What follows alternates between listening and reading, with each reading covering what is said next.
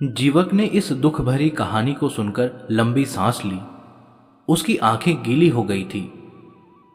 दमयंती के पिता विदर्भराज भीम को जब पता लगा कि राजा नल जुए में सब कुछ हारने के बाद दमयंती सहित वन को चले गए हैं, तो उसने उन्हें खोजने के लिए बहुत से ब्राह्मणों को इधर उधर भेजा।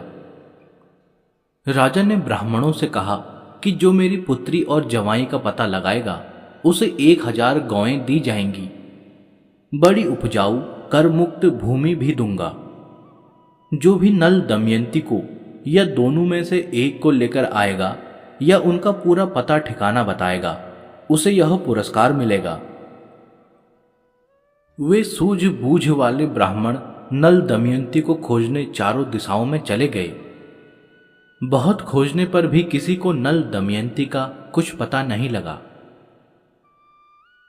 उनमें से सुदेव नाम का ब्राह्मण खोजता हुआ जब चेदिराज के महल में गया तो वहां उसने दमयंती को देखा।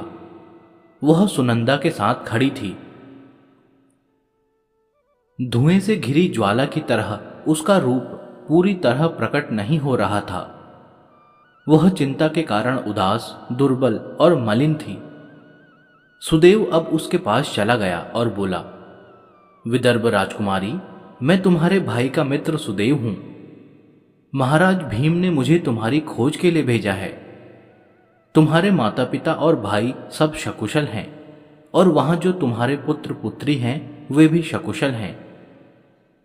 तुम्हारा और महाराज नल का कुछ पता ठिकाना न होने के कारण वे बहुत चिंतित और दुखी हैं। तुम दोनों को खोजने के लिए उन्होंने सैकड़ों ब्राह्मण चारों दिशाओं में भेजे हैं। दमयंती ने भी सुदेव को पहचान लिया और अपने संबंधियों का कुशल मंगल पूछने लगी। मायके के इस ब्राह्मण से बातें करते करते दमयंती का दिल भर आया और आंसू बहने लगे। सुनंदा उसे रोती देखकर घबरा गई और राजमाता से जाकर बोली, प्रसादिका एक ब्राह्मण से बातें कर रही है और बहुत रो रही है। राजमाता तुरंत वहां पहुंची और सुदेव को बुलाकर पूछने लगी, विप्रवर, मैं समझती हूं तुम इस युवती से अच्छी तरह परिचित हो। हमें भी बताओ, यह किसकी पुत्री या किसकी पत्नी है? यह सुंदरी अपने संबंधियों से कैसे बिछुड़ गई है और किस संकट से ग्रस्त है? राजमाता के इस तरह पूछने पर विप्रवर सुदेव ने दमयंती का पूरा परिचय उसे दिया। परिचय मिलते ही राजमाता और सुनंदा दमयंती से गले मिलकर रोने लगी। बात यह थी कि दमयंती राजमाता की सगी बहन की पुत्री थी। उनका मौसी भांजी का संबंध था। अब तो राजमाता ने पिछली बहुत सी बातें बतानी प्रारंभ की और बोली कि तुम्हारा जन्म तो तुम्हारे नाना और मेरे पिता के घर ही हुआ था। अरे भोली, यह घर तो तेरा अपना ही है।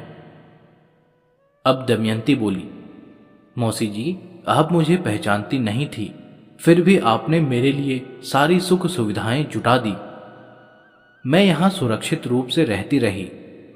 मैं बहुत दिनों से भटक रही थी और दुख पा रही थी।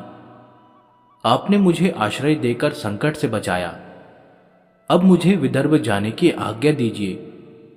मेरे लिए माता पिता और भाई सभी चिंतित हैं। मेरे 2 बच्चे भी वहीं हैं। माता पिता की याद करके शोकाकुल रहते होंगे। अब तो आप किसी अच्छी सी सवारी की व्यवस्था कर दें ताकि मैं जल्दी से विदर्भ पहुंच सकूं। राजमाता ने दमयंती के लिए पालकी की व्यवस्था कर दी और सुरक्षा के लिए एक सैनिक दल भी भेज दिया। खाने पीने की और दूसरी आवश्यक वस्तुएं भी साथ भेज दी, जिससे मार्ग में किसी प्रकार का कष्ट न हो। दमयंती कुछ दिनों बाद विदर्भ देश में अपने माता पिता के पास जा पहुंची। उसके मायके के लोग उसे देखकर बहुत प्रसन्न हुए और सबने उसका आदर सत्कार किया। दमयंती भी उन्हें छाती से लगाकर बड़ी देर तक प्यार करती रही।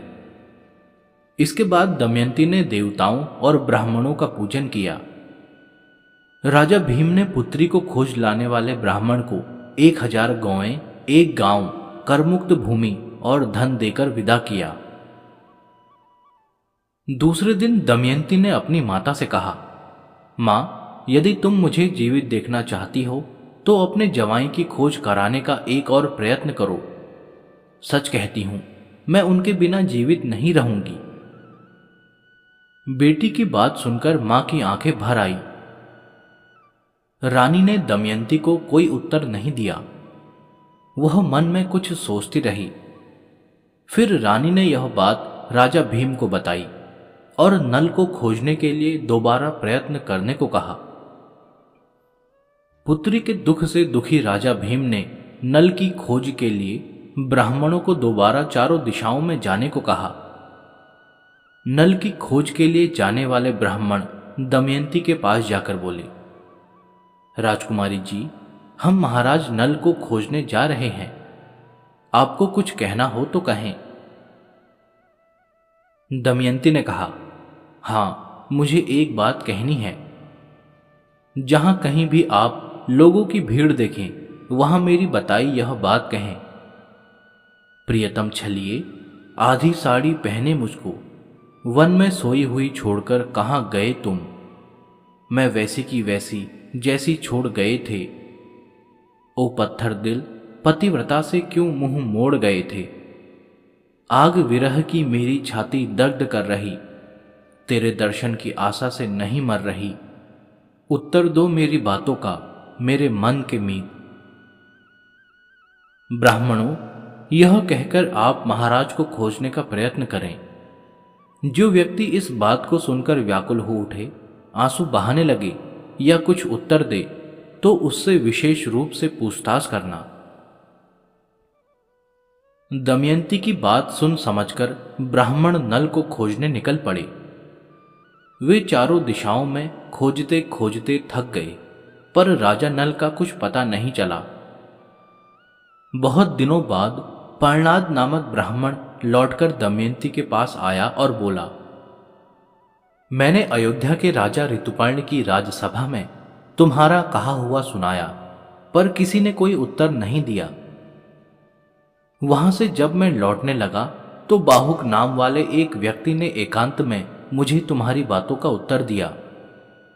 वह व्यक्ति महाराज ऋतुपर्ण का मुख्य सारथी है। वह देखने में काला कलूटा है। घोड़ों को हाँकने में वह बड़ा कुशल है और उसके बनाए भोजन में अद्भुत स्वाद होता है। वह लंबे सांस लेकर आंसू बहाता रहा और मुझसे कुशल समाचार पूछकर बोला, उत्तम कुल की नारियां संकट में पड़ने पर भी अपने शील की रक्षा करती हैं। उन्हें अपने पतियों पर क्रोध नहीं आता।